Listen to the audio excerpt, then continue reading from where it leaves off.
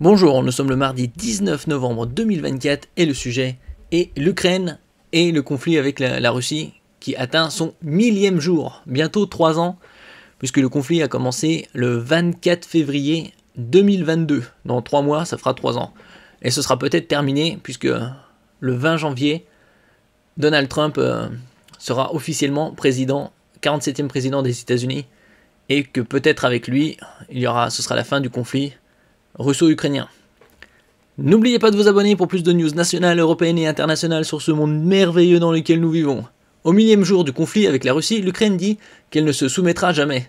Il y a eu quand même des centaines et des centaines de milliers de morts depuis. Malgré de profondes difficultés sur le front après 3 ans de guerre, la diplomatie ukrainienne assure que le pays tiendra bon et que les militaires russes seront punis pour avoir violé le droit international.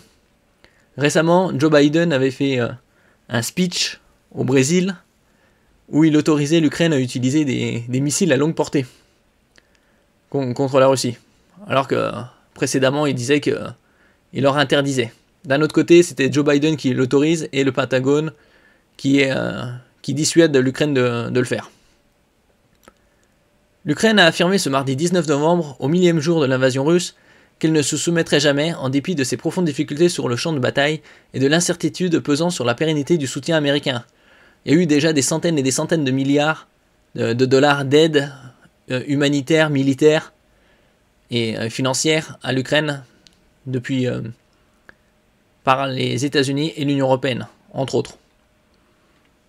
L'Ukraine ne se soumettra jamais aux occupants et les militaires russes seront punis pour avoir violé le droit international, a souligné la diplomatie ukrainienne dans un communiqué, jugeant que la sécurité ne peut être rétablie sans le rétablissement de l'intégrité territoriale et de la souveraineté de l'Ukraine. Puisque l'est actuellement de l'Ukraine est sous occupation, on va dire, russe.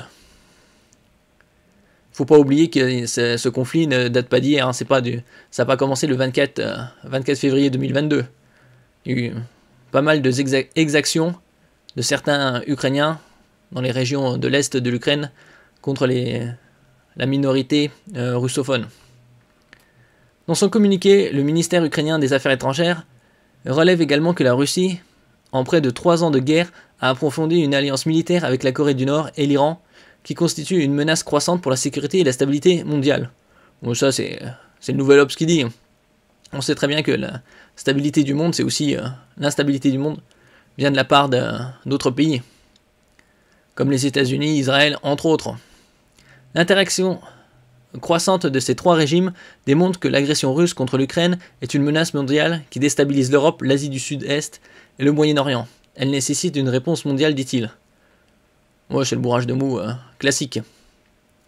Des pertes territoriales qui s'accélèrent. Nous avons besoin de la paix par la force et non par l'apaisement, insiste le ministère en référence à la politique d'apaisement, terme renvoyant aux tentatives britanniques d'éviter la guerre avec l'Allemagne nazie en faisant en vain finalement des concessions à Adolf Hitler. Avec entre autres les Sudètes. Il ne faut pas oublier que non plus cette région-là de la Tchéquie avait été, on va dire, colonisée par les Allemands bien avant. Et donc, tout ça, c'était des territoires et des envahis. L'Ukraine recule depuis plusieurs mois sur de multiples secteurs du front face à une armée russe mieux armée et plus nombreuse.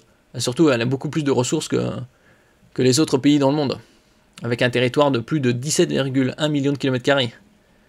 Et ces pertes territoriales se sont accélérées depuis le début de l'automne. Parallèlement, le retour à la présidence des États-Unis de Donald Trump en janvier 2025 laisse craindre à l'Ukraine qu'il ne cherche à la forcer à accepter des concessions territoriales, offrant une victoire militaire, politique et diplomatique à la Russie, nourrissant les ambitions géopolitiques de Vladimir Poutine.